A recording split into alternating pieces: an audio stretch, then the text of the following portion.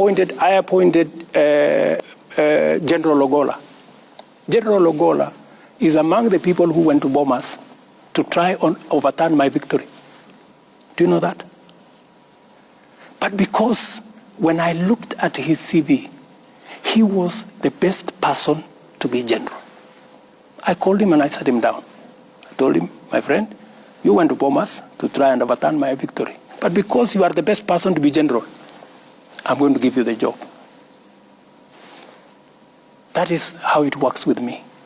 That's why I told you, if a person has the qualification, if he is the best for the job, I will give him the job. But that is the military. There's a code of conduct for the military and how politics works in Kenya, Mr. President. Let me tell you, my friend, I had the opportunity. I could have appointed anybody.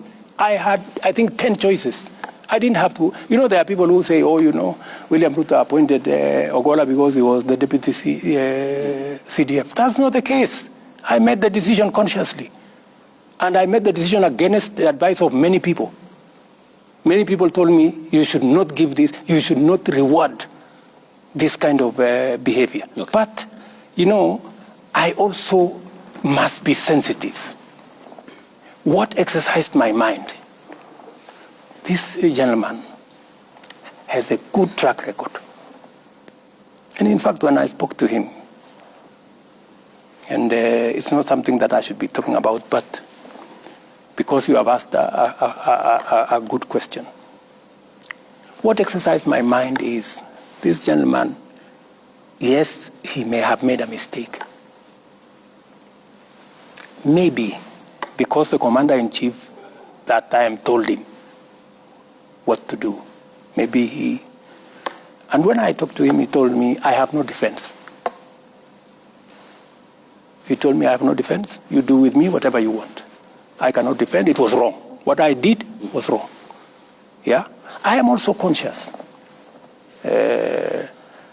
My good friend Ayub, I'm also conscious that since independence, there is nobody from Nyanza who has ever been CDF.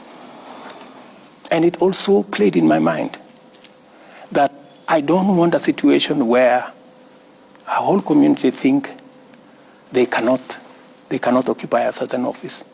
So many things that are part of my system overweighed the mistake he had done. Okay. You know? So I want to tell you that I make very sensitive appointments. I make very deliberate appointments. Many of the appointments, of course, that do not have to directly require my signature. Many of these managing directors, I don't know who, they are interviews all over the place. Okay. You know, so, and when a panel decides, for example, I was brought a panel that interviewed the CEO of museum. And just by coincidence, you know, the person who became number one was my classmate. And I never even asked anybody to assist her. So when it came to me, I told my friend, you know, if she's the best, she was a lady. Okay.